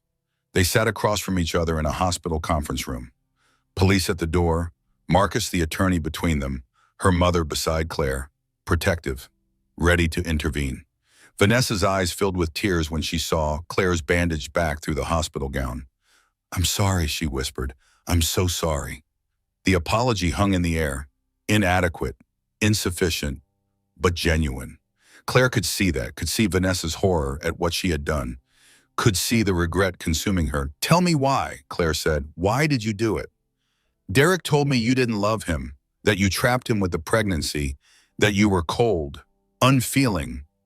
He made you sound like a monster, like someone who was destroying his life. And you believed him. I wanted to. I loved him. Or thought I did. He made me feel special, chosen, important. I thought I was saving him from you. Claire understood that feeling, the desperate need to be chosen, to be special, to matter to someone. She had felt it too, with Derek, had believed his lies about how much he needed her, how much better she made him, how she was the only one who understood him. It was all manipulation, all lies, all designed to make women compete for his attention, fight for his love, hurt each other instead of seeing him as the problem. He played us both, Claire said quietly. Vanessa nodded, tears falling freely now. I know that now. I'm going to prison. I deserve it. I hurt you. I could have killed your baby. There's no excuse for that. No, there isn't. But he deserves worse. He's been doing this for years. To other women. I have proof. She looked at Marcus. I have recordings of him talking about his other targets, about how he researches women with money, approaches them when they're vulnerable, makes them fall in love, then bleeds them dry. Marcus pulled out a tablet, started playing audio files. Derek's voice, clear, undeniable, talking to Vanessa about his techniques, his strategies, his victims. The key is finding them at their lowest, Derek's recorded voice said. Death of a parent, divorce, job loss, when they're desperate for connection.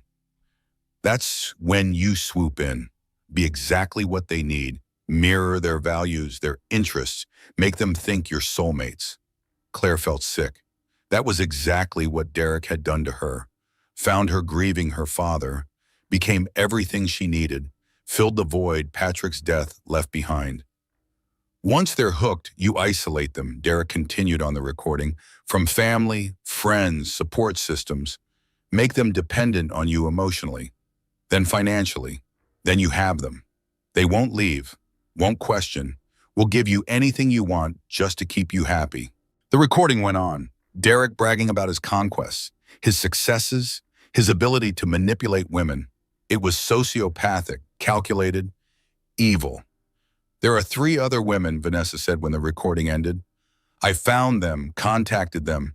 They're willing to testify, to share their stories. Derek destroyed all of them, financially, emotionally, One attempted suicide after he left her with nothing. 3 other women, at least, maybe more. A pattern of abuse spanning over a decade. And Claire was just the latest, just another victim in his long line of destruction. The shame tried to overwhelm her again. But then she remembered, it's not my fault. I'm not stupid. He was just that good at lying. I want to help, Vanessa said. I know I can't undo what I did, but I can help make sure he pays for everything. For all the women he hurt, for all the lies he told. Claire looked at her. This woman who had tried to kill her, who had attacked her while pregnant, who had scarred her forever. And she felt something unexpected. Understanding. Not forgiveness exactly, but recognition. They were both Derek's victims. Both manipulated. Both hurt. The only difference was Vanessa had reacted with violence while Claire had reacted with submission. I'll support your cooperation, Claire said. I'll testify on your behalf for a reduced sentence in exchange for your full testimony against Derek. Thank you, Vanessa whispered. I know I don't deserve your mercy. This isn't mercy. This is justice. Real justice. Making sure Derek can never do this again. To anyone. The meeting ended. Vanessa was taken back to lockup. Claire sat with her mother and Marcus. Processing, understanding, reclaiming power one decision at a time. You're doing the right thing, Judah said. Using your pain for protection. That's what your father would do. Turn tragedy into policy, suffering into safeguards. I want to start a foundation, Claire said. The idea forming as she spoke. For domestic violence survivors. Women who have been manipulated, gaslit, abused emotionally and financially. I want to use the Westfield name for something good. Consider it done, Judah said. We'll fund it through the hospital. Make it part of our community outreach. Your father would love that. Small acts of reclamation. Claire was taking back control one choice at a time. Testifying, supporting Vanessa's cooperation, starting a foundation, helping other women avoid her mistakes. She was done being passive, done accepting what life handed her, done letting other people dictate her worth.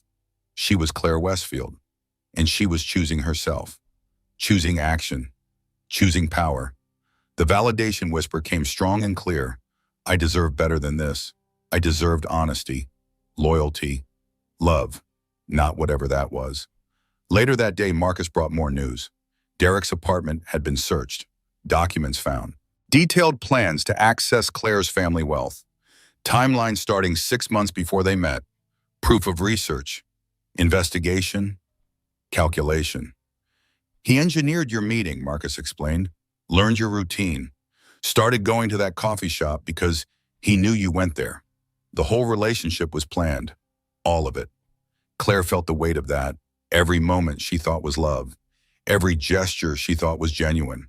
All of it fake, all of it manipulation, all of it designed to exploit her grief and vulnerability. But you know what? She survived it. She saw through it eventually. And she was still here, still fighting, still strong enough to choose differently going forward. When's Derek's arraignment? Claire said. Tomorrow. Do you want to attend? Yes, I want to look him in the eye. Want him to see I'm not broken.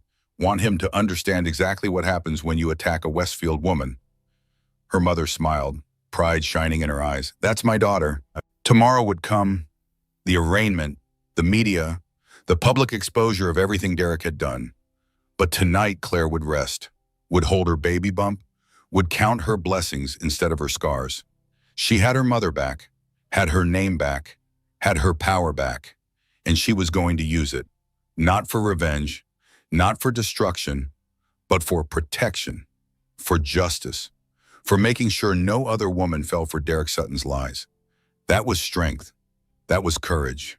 That was the Westfield legacy her father had built, using privilege for protection, wealth for welfare, power for the powerless. Claire was coming home, to herself, to her family, to her purpose. And she was bringing her baby with her and into safety, into love, into a life where women protected each other instead of destroying each other over men who deserved neither. Tomorrow she would face Derek one last time, and then she would move forward, into healing, into motherhood, into the future she was building from the ruins of the past. But tonight she would just breathe, just be, just survive. And that was enough, more than enough. It was everything. 3 a.m. The contractions started. Claire woke to pressure, pain different from the burns, deeper, more primal. Her body deciding it was done being pregnant, done carrying trauma, done waiting. She pressed the call button. Nurses appeared within seconds. Dr. Morrison was called. Monitors attached. Fetal heartbeat checked. Contractions measured. "You're in labor," Dr. Morrison confirmed. "Early, 32 weeks. But not surprising given the stress your body has endured." "Is the baby okay?" Claire's first question, always her first question. "Baby's heart rate is good, strong, but we need to deliver today. Your body can't sustain the pregnancy any longer. The burns, the trauma, the stress, it's too much." Emergency C-section. The words that had been threatening for days were now reality. Claire's body was giving out. The baby needed to come out, 4 weeks early, premature, fragile, but alive. That was what mattered. Alive. Her mother was called, arrived within 30 minutes, hair uncombed, no makeup, just Judith in sweatpants and a hospital hoodie. Just a mother coming for her daughter. "I'm scared," Claire whispered as they prepped her for surgery. "I know," Judith said. She was holding Claire's hand, squeezing tight. "But you're ready. The baby's ready. It's time." They wheeled Claire into the operating room. The lights were too bright, the room too cold, medical staff everywhere. Dr. Morrison's calm voice giving orders, anesthesia team explaining the epidural. Everything moving so fast. Judith was there, scrubbed in, standing by Claire's head, the only familiar face in a sea of masks and gowns. "Talk to me," Claire said. "Tell me something, anything." "Your father was terrified when you were born," Judith said. "He paced the waiting room for 12 hours. When they finally let him in, he held you and cried. Said you were the most beautiful thing he had ever seen." "I miss him." "I know, me too. But he's here, right now in this room, watching over you, watching over his granddaughter. I feel him. I promise he's here." The epidural kicked in. Claire felt the pressure, but not the pain. Felt them cutting, tugging, working. Dr. Morrison's focused concentration. The team moving in synchronized efficiency. "Almost there," someone said. "Get ready." Pressure, more tugging. And then, a cry loud, strong, angry. "It's a girl," Dr. Morrison called out. "Healthy baby girl." Claire started sobbing. Relief, joy, overwhelming love. Her daughter, her baby, safe, alive, screaming. "Can I see her?" Claire asked through her tears. "Please, I need to see her." They brought her over, tiny face, pink skin, eyes scrunched shut, screaming at the injustice of being born, at the cold air, at leaving the warm safety of her mother's body. "Hi, baby," Claire whispered. "Hi, I'm your mom. I've got you. I'll always have you." The baby stopped crying for just a moment, like she recognized the voice. The heartbeat she had lived with for 8 months. Home made human. Then they took her to the NICU. Premature babies needed special care, monitoring, support. But she was breathing on her own. That was good. That was so good. Claire was stitched up, bandaged, wheeled to recovery. Everything hurt. The C-section incision, the burns on her back, everything, but she didn't care. Her baby was alive. Her baby was here, her daughter. Her daughter. Claire had a daughter, Grace. Grace Patricia Westfield. Named for grace she had been given, for the grandfather who never got to meet her, for the family she was born into. No Sutton, just Westfield. That name carried weight, history, legacy, but also love, protection, resources to give Grace every advantage, every opportunity, everything Derek would have denied her. Recovery took hours. Claire drifted in and out.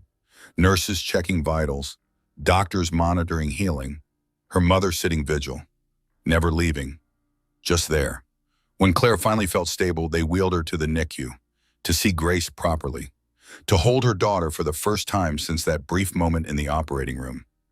Grace was in an incubator, tiny, 4 pounds, 8 ounces, tubes and wires everywhere, heart monitor, oxygen monitor, temperature regulation, the whole medical apparatus keeping her stable. But she was beautiful, perfect, alive. "Can I hold her?" Claire asked the NICU nurse. "Skin to skin is actually recommended," the nurse said. "It helps with bonding, helps regulate her temperature. It's good for both of you." They helped Claire into a chair, carefully, mindful of her back, her incision, her pain. Then they placed Grace on her chest, skin to skin. Mother and daughter, hearts beating together. Grace settled immediately, stopped fussing.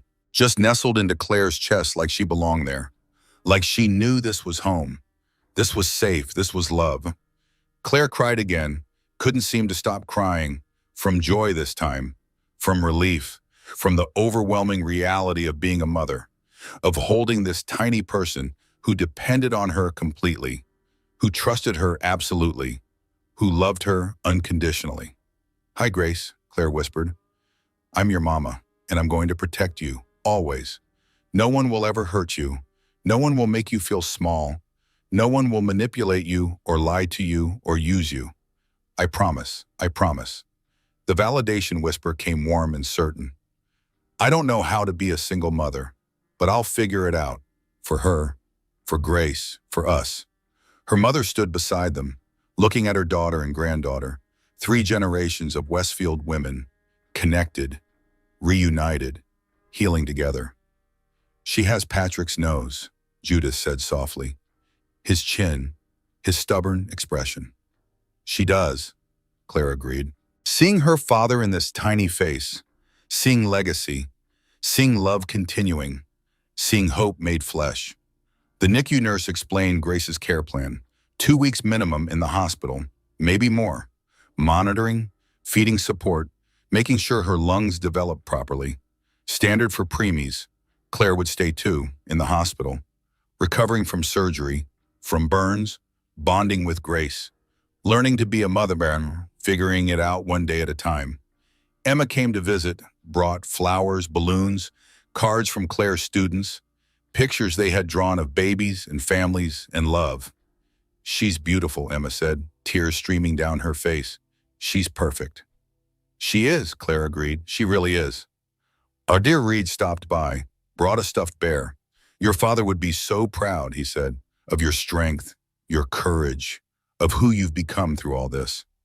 "Thank you," Claire said, "for everything, for recognizing me, for calling my mom, for taking care of us." "It's been an honor," he said simply. "Patrick was my mentor, my friend. Taking care of his daughter and granddaughter, that's a privilege." The days blurred together. Recovery, healing, learning. Claire lived in the NICU, holding Grace, feeding her, changing tiny diapers, singing lullabies, being a mother. It was hard, exhausting, overwhelming, but also beautiful, simple, real. This was love, uncomplicated, unconditional, pure. Derek tried to call, multiple times. Claire blocked his number. He had no right to Grace, no claim, no access. He had chosen to help Vanessa attack Claire, had chosen to abandon his daughter. Those choices had consequences. The legal proceedings continued. Derek was denied bail, evidence mounting, other victims coming forward, pattern established, justice building. But Claire didn't focus on that, focused on Grace instead, on healing, on building the life they would have together. Mother and daughter, Westfield women, strong, capable, loved. 1 week after birth, Grace graduated from the incubator, moved to a regular bassinet, temperature regulating on her own, feeding well, growing, thriving. "She's a fighter," the NICU doctor said, "like her mother." "Like her grandmother too," Claire said, looking at Judith, who visited every day, who held Grace, who sang to her, who was learning to be a grandmother the same way Claire was learning to be a mother. Family, messy, complicated, but real. Built from pieces, glued together with love and time and patience, with apologies and forgiveness and grace. Grace. The name fit. This baby was grace personified, unearned, unexpected, transformative, changing everything just by existing. just by surviving, just by being loved. 2 weeks after birth, Grace was released, cleared to go home. Claire was cleared too. Burns healing, scars forming but manageable, C-section incision closed, body slowly returning to not pregnant, to just herself, to Claire Westfield, mother. They went home to Claire's apartment, not the one she shared with Derek. Her mother had arranged to have everything moved while Claire was in the hospital. New place, closer to the hospital, closer to Judith, closer to family, fresh start, clean slate, new beginning, for all of them.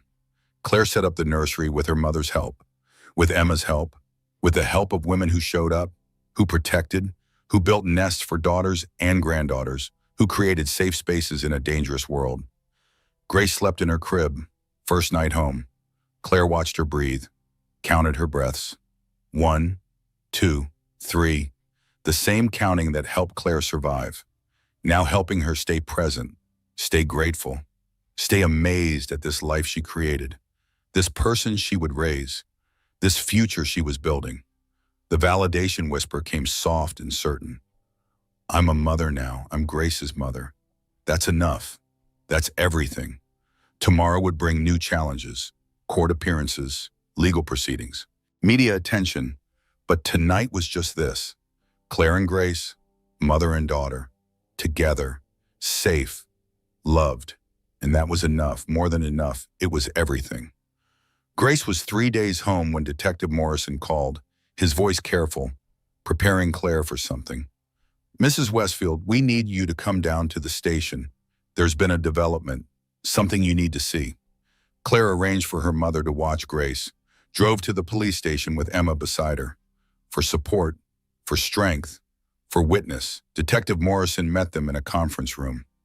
Spread out on the table were documents, photos, evidence bags, the complete picture of Derek's crimes. We got a warrant for Derek's apartment, the detective explained. Based on the conspiracy charges, what we found goes beyond what he did to you, way beyond. He showed her the documents. Detailed plans, research, Claire's entire life mapped out, her schedule from 6 months before they met, her routines, her vulnerabilities, her father's death marked with a star, target acquired. He engineered everything, Claire said. Her voice was steady, numb, past the point of shock. The coffee shop meeting, the connection, all of it. Yes, but there's more. Detective Morrison pulled out financial records. Derek's been running this con for 15 years. 7 states, 12 different women, fake names, fake businesses, fake identities. He's a professional con artist. Marriage fraud is his specialty. 12 women, 12 victims. Claire was just the latest, just one more mark in Derek's long line of destroyed lives. Some of these women lost everything, the detective continued. Life savings, businesses, homes. One woman attempted suicide when Derek left her bankrupt. Another lost custody of her kids because of the financial instability he created. Emma's hand found Claire's, squeezed tight, grounding her, reminding her she wasn't alone. Wasn't just another statistic. Wasn't defined by Derek's cruelty. We've contacted all of them, Detective Morrison said. Most are willing to testify, to share their stories, to make sure Derek never does this again. When's the trial? Claire asked. 6 months, but there's a preliminary hearing tomorrow.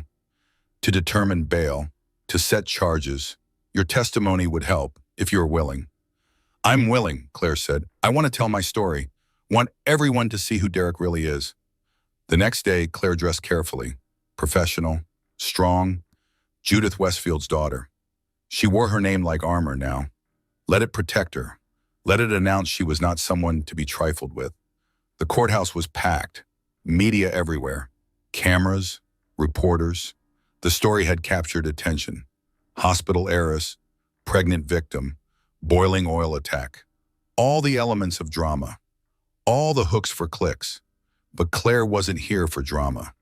Was here for justice, for truth, for making sure Derek's pattern ended. Now, today. With her. Vanessa was there too, separate hearing, separate charges, but their stories were connected.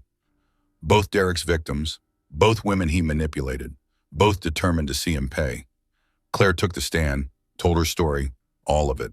The manipulation, the affair, the pregnancy, the threats, the attack, Derek's conspiracy with Vanessa, his flight risk behavior, his pattern of destruction.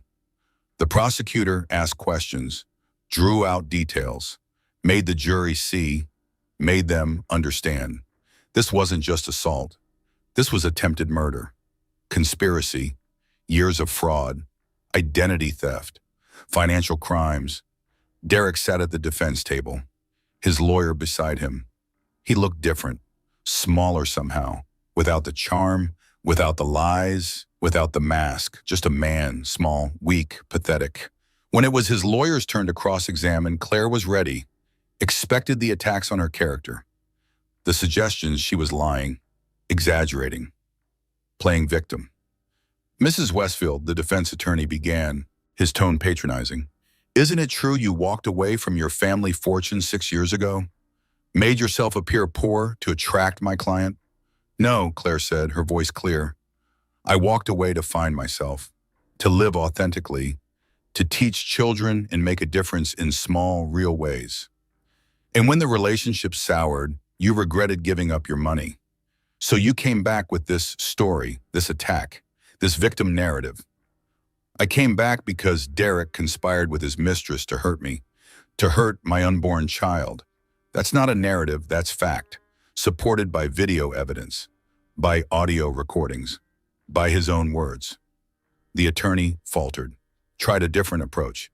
Isn't it possible you misunderstood Derek's relationship with Miss Kolb, that you were jealous and possessive during your pregnancy? Claire smiled, cold, certain. I have security footage of Derek telling Vanessa my exact schedule, telling her I would just take it, that I always do. That's not misunderstanding. That's conspiracy. The attorney had no response, sat down, defeated.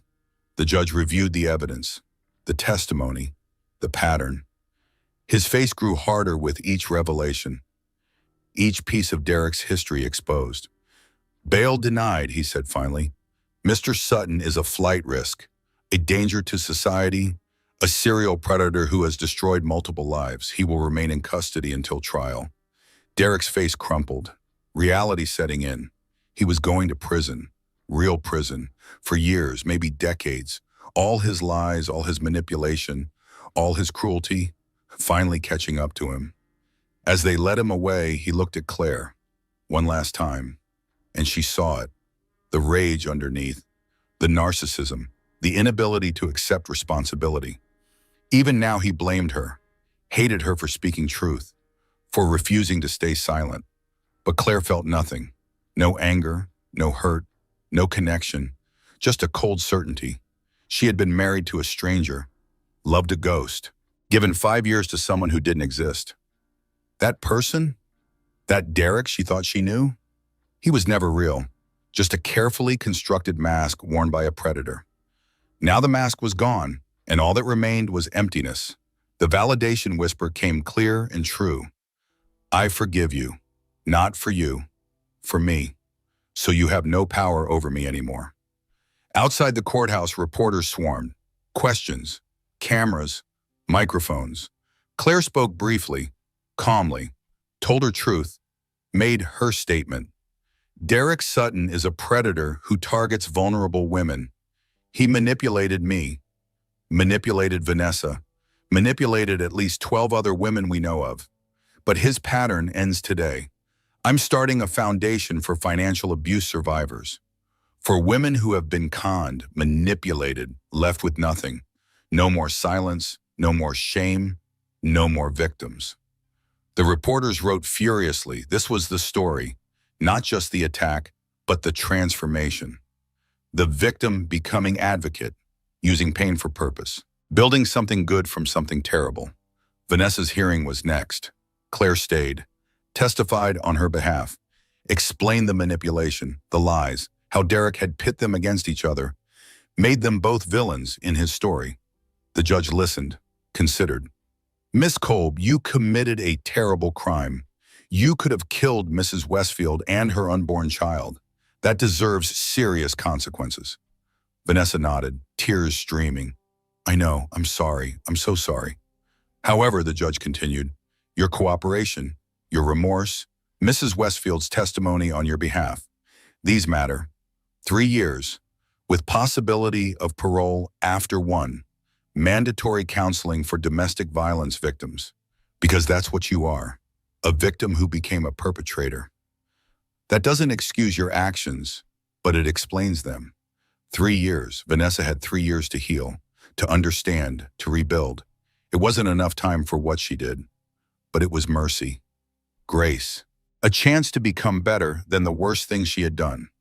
After the hearing, Claire and Vanessa spoke briefly. Final words, final closure, final attempt at understanding. Thank you, Vanessa said, for your testimony, for helping me. I don't deserve it. Maybe not, Claire said, but I'm not doing this for you. I'm doing it because I understand. He made us both into people we're not. The difference is I found my way back. Now you have a chance to find yours. They parted. 2 women who would never be friends, who would always be connected by trauma and Derek and choices made in desperation, but also 2 women who understood, who knew, who survived. Emma drove Claire home, to Grace, to the apartment, to the life she was building. They stopped for coffee, the same shop where Claire first met Derek, full circle, returning to the scene of the crime, reclaiming the space. How do you feel, Emma asked. Free, Claire said, and meant it. I feel free. The trial would come. 6 months away, more testimony, more evidence, more reliving the trauma. But the outcome was certain. Derek would go to prison, would face consequences, would lose everything he valued most. Control, freedom, power. Claire had won, not by destroying him, by telling truth, by exposing his pattern, by refusing to stay silent, by choosing herself, by choosing grace, by choosing freedom over false peace. That was justice, real justice, not revenge, just truth spoken, consequences applied, freedom earned. And Claire, she was finally, truly, completely free from Derek, from lies, from the prison of her own making. The door had always been unlocked. She had just been too afraid to walk through it. Until now, until grace, until crisis forced growth, until pain demanded transformation. Now she was walking into sunshine, into truth, into the life she was always meant to live. Not as Derek's wife, not as the estranged heiress, but as Claire Westfield, mother, teacher, survivor, advocate, woman, all of it, every part, every contradiction, every complexity, all of it real, all of it her, all of it enough, more than enough, everything. 6 months later, Westfield Memorial Hospital boardroom. Claire stood outside the door with Grace in her arms, 6 months old now, chubby, happy, curious about everything, reaching for the world with tiny hands. Ready? Judith asked. She stood beside Claire, grandmother, CEO, woman who had lost her daughter and found her again. No, Claire said honestly, but I'm doing it anyway. The boardroom hadn't changed. Same long table, same leather chairs, same portrait of Patrick Westfield hanging on the wall. Her father, looking down, watching over, present in absence. Claire walked in carrying Grace. 20 board members stood, applauded. Genuine, warm. Welcome home, written on their faces. Judith moved to the front, began her presentation. 5 years ago, my daughter walked away from this hospital, from this family. I called it abandonment. I called it betrayal. I was wrong. The room went quiet, listening, bearing witness. She walked away from wealth to find authenticity, Judith continued, from power to find peace, from certainty to find herself. That took courage, real courage, the kind her father would admire. Claire's throat tightened. Her father would admire. Present tense, like Patrick was still here, still watching, still proud. And when tested, Judith said, her voice breaking slightly, when attacked, when everything was taken from her, she survived. She protected her child. She found her strength. That's the Westfield legacy. Not money, not buildings, not power. Strength, resilience. Grace squirmed in Claire's arms, made happy baby sounds, reminding everyone why any of this mattered. The next generation, the future, the legacy continuing. I'm offering Claire a position on this board, Judith said. Not because she's my daughter, not because of her name, but because this hospital needs someone who understands real suffering, real patience, real life beyond these walls. She turned to Claire. No pressure, no expectations, only if you want it, on your terms. Claire looked around the room, at faces she remembered from childhood, at people who knew her father, at the hospital he built, the legacy he created, the good he did. She could be part of this, could guide this institution, could use her experience for purpose, use her pain for protection, use her voice for victims, but on her terms, always on her terms.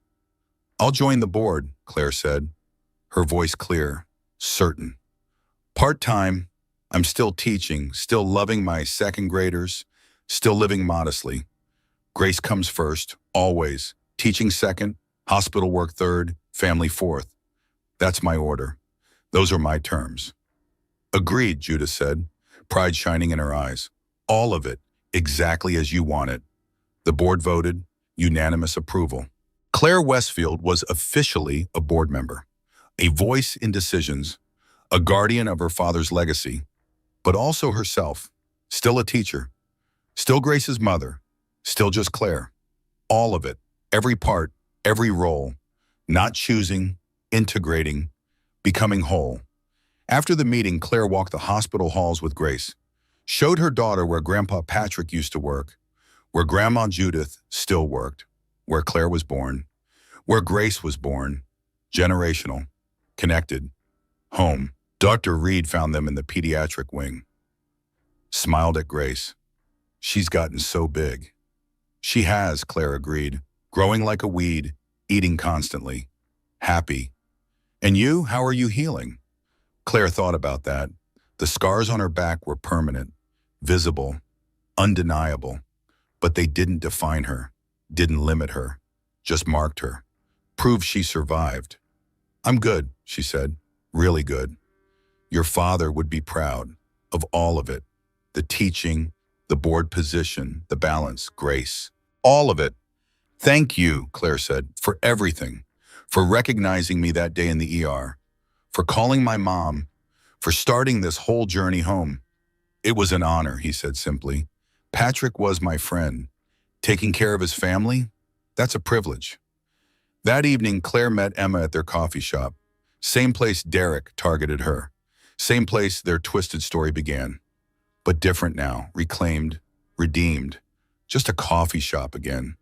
Nothing sinister, nothing dangerous, just coffee and friendship and moving forward.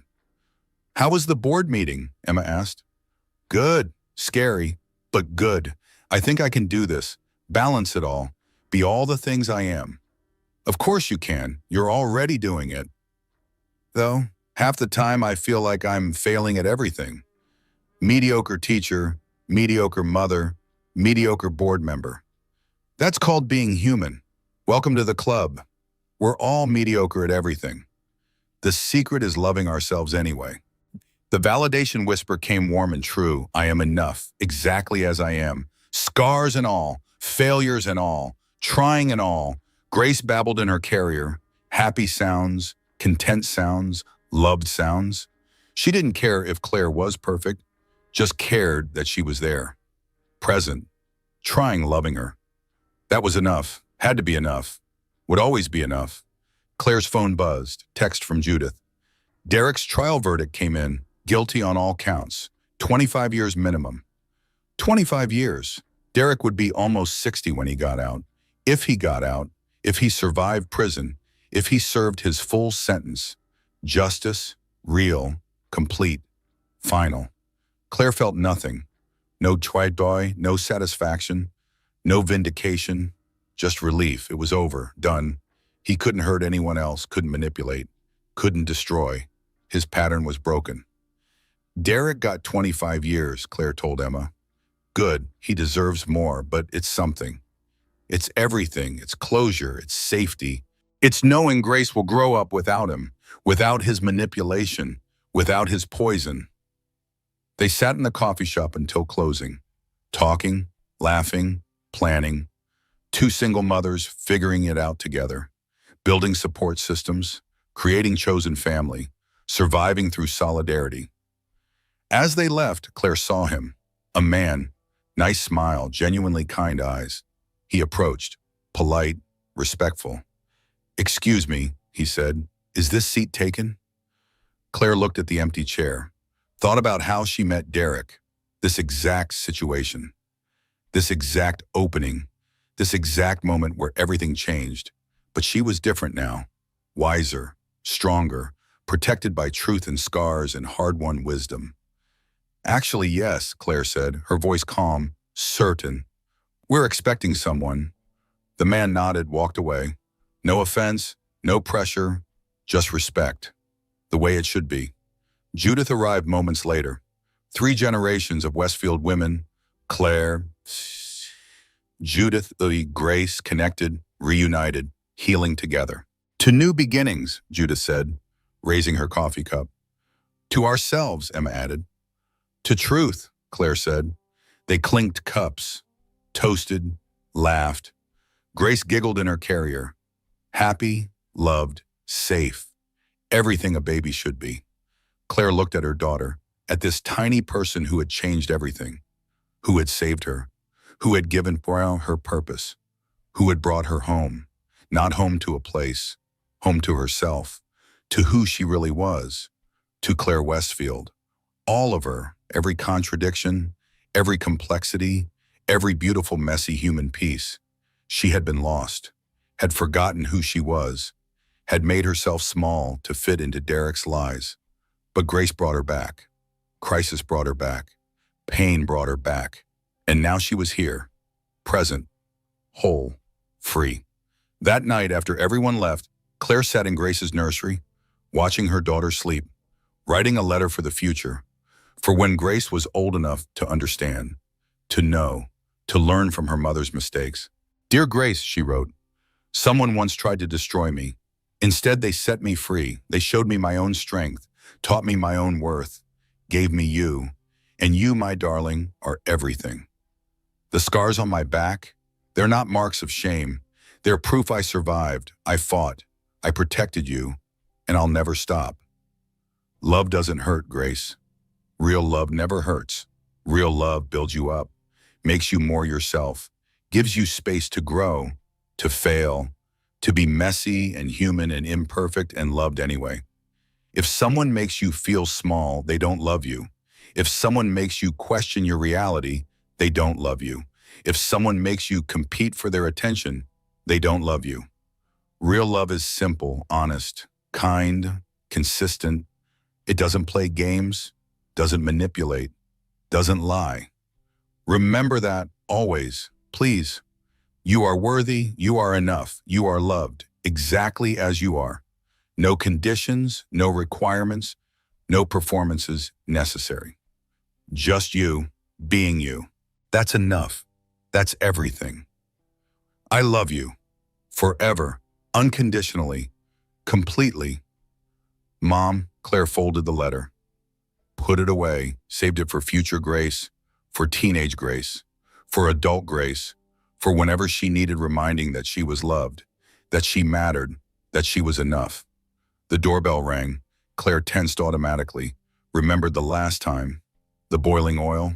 The screaming. The trauma. But that was over. Derek was in prison. Vanessa too. The danger had passed.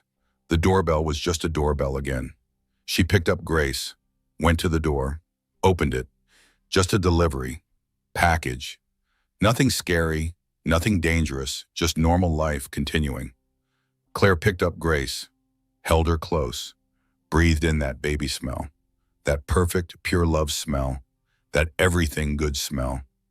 The doorbell rang, Claire whispered to her daughter, and we were ready for whatever came next, because that was the truth now. They were ready, not perfect, not healed completely, not without scars or pain or difficult days ahead, but ready, strong, together, free. Claire Westfield and Grace Patricia Westfield, mother and daughter, 2 Westfield women, building the future from the ruins of the past, And it was enough, more than enough. It was everything. Claire's story didn't end in that hospital room. It transformed there. If this story moved you, if you saw yourself in Claire's struggle, or if you know someone who needs to hear that they're not alone, do me a favor, hit that like button. It tells me these stories matter to you. Drop a comment. Tell me what part hit hardest. Share your own moment of finding strength. Your words might be exactly what someone else needs to read today. Share this with someone who needs to remember their worth. And subscribe, because every week I bring you stories about real people finding power in impossible situations. You're stronger than you think.